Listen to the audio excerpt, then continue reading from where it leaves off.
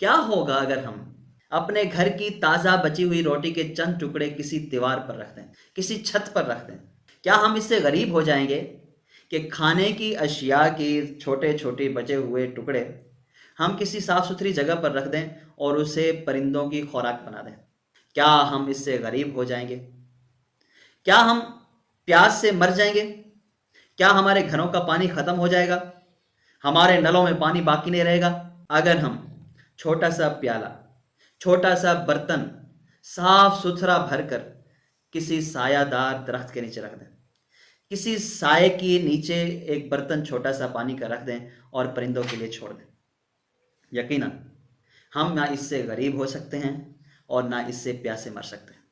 لیکن ایک کام ضرور ہو سکتا ہے، وہ یہ کہ پرندے جو صبح سویرے درختوں سے اڑتے ہیں اور رزق کی تلاش میں سارا دن پھرتے ہیں، جب ان کو روٹی کے چند ٹکڑے مل جائیں گے تو ان کے لیے زندگی آسان ہو جائے گی۔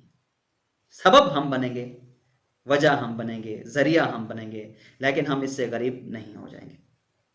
اسی طرح آپ کو معلوم ہے کہ گرمیوں کا موسم بالکل آنے والا ہے، تو جہاں ہم اپنے لیے پانی کا انتظام کرتے ہیں، کیا ہم ان کے لیے اگر پانی بھر کر کسی جگہ پر رکھ چھوڑیں گے اور وہ اپنی چونچ کے ذریعے سے اس سے بوند بوند پانی پی لیں گے تو کیا ہم اس سے پیاسے مر جائیں گے؟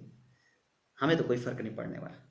بس یہ ہے کہ ہم صرف اس طرف توجہ کریں، تھوڑی سی توجہ چاہیے کہ جیسے ہمیں پانی کی ضرورت ہے، بنیادی ضرورت ہے کہ ہم پانی کے بغیر نہیں رہ سکتے، تو یہ بھی اللہ کی مخلوق ہے، تو یہ بھی تو پانی کے بغیر نہیں رہ سکتے۔ ہمارے گھر میں ایک شیڈ ہے، اس کے نیچے جگہ ہے، تو ہم وہاں پرندوں کے لیے کھانے کا انتظام کر سکتے ہیں، خوراک کا انتظام کر سکتے ہیں، پانی کے لیے کوئی برتن وہاں لٹکا سکتے ہیں۔